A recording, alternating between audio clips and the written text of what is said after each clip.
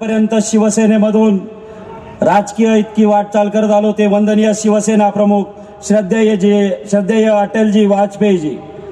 या ठिकाणी ज्यांना आपल्याला पुन्हा पंतप्रधान करायचे ते वंदनीय नरेंद्रजी मोदी साहेब, व्यासपीठावर उपस्थित असलेले या राज्याचे मुख्यमंत्री आदरणीय देवेंद्रजी फडणवीस साहेब, शिवसेना पक्षाचे पक्षप्रमुख उद्धवजी ठाकरे साहेब, युवा सेना नेते आदित्यजी ठाकरे साहेब, व्यासपीठावर उपस्थित असलेली महायुतीची दिग्गज मंडळी, सन्मान्य आठवले साहेब आहेत, सन्मान्य जानकर साहेब आहेत आणि सर्व पक्षाचे सर्व पदाधिकारी, आदरणीय व्यासपीठ समोर बसलेल्या माझ्या बंधू भगिनींनो, बारामती लोकसभा निवडणूक जिंकायची म्हणून आपण सर्वजण अतिशय तन मन धनाने या ठिकाणी प्रयत्न करत आहोत। आणि मी या ठिकाणी आपल्याला आवर्जून सांगू इच्छितो की आमच्या भगिनी कांचनताई खूल मी बारामतीमध्ये प्रचार करत असताना पाहिलं, आपल्या वर्षाच्या मुलीला घेऊन, काकेला घेऊन त्यांनी या ठिकाणी बारामती लोकसभेचा प्रचार केलेला आहे आणि तळागाळातून लहान थोर मंडळीतून एकच आवाज आलाय, होय माझ्या महाराष्ट्राची जशी झाशीची राणी होती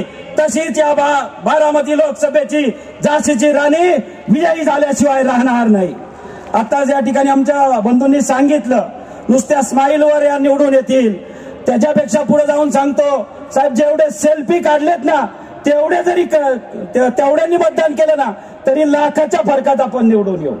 मी जास्त बोलणार नाही, विषय मोठे आहेत, माणसं मोठी आहेत, परंतु राफेलवर बोलत असताना मला आवर्जून सांगायचंय, माझ्या मतदारसंघातून NH4 जातो साहेब, ते अंबानींचं पहिलं कॉन्ट्रॅक्ट आहे, अंबानी इन्फ्रामध्ये नव्हते, काँग्रेस राष्ट्रवादीने त्यांना का बरं ते कॉन्ट्रॅक्ट दिलं आणि आता सांगतात की राफेल अंबानींना का दिलं, आणि त्यानंतर हजारो रुपयांची कॉन्ट्रॅक्ट त्यांनी NHच्या माध्यमातून त्यांना दिलेली आहे।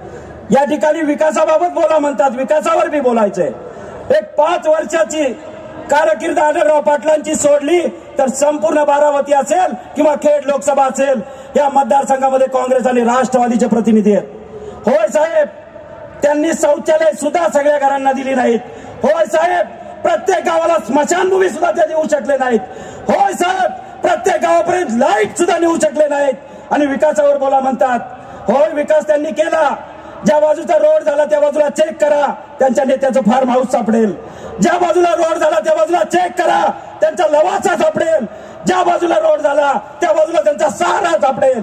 अशा प्रकारचा विकास या मंडळींनी केलेला आहे आणि आज विचारतायत विकासावर बोला। होय, माझ्या खासदारांनी 9,000 कोटीची कामं केली आहेत मावळमध्ये। होय, माझ्या खासदारांनी या ठिकाणी शिरूरमध्ये 14,000 कोटीची कामं केली आहेत। मला मोठ्या नेत्यांचं नाव घ्यायचं नाही। होय ताई, तुम्ही सांगा माझ्या बारामतीमध्ये तुम्ही किती विकास करू शकला, माझ्या कुठल्या मतदारसंघामध्ये किती निधी आणू शकला, सांगा ना साहेब। तर आपल्या टीव्हीला जाहिरात येते, 3 दिवस एकच शेतकरी आणि माझी मावशी दाखवली जाते शेतकरी आणि सांगितलं जातं की 3 दिवस ती एकच भाजी वाढते आणि मावशी म्हणते, तो शेतकरी म्हणतो काय ग तुम्हाला 3 दिवस एकच भाजी वाढते, तेव्हा ती सांगती होय शिरूरमध्ये बदल केला पाहिजे, 3 वेळा असणारे खासदार आहेत।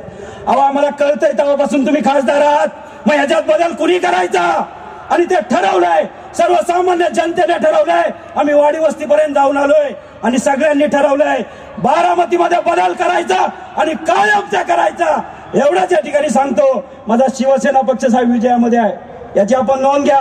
महायुतीचे सगळेच पक्ष आहेत, परंतु प्रत्येक कार्यकर्ता या ठिकाणी खांद्याला खांदा देऊन काम करतोय आणि हा बदल झाल्याशिवाय राहणार नाही। मी जास्त बोलणं उचित नाही, परंतु खडक वाचल्यातून बारामतीचं बरोबरी करू, एवढं लीड नक्की देऊ। जय हिंद, जय महाराष्ट्र।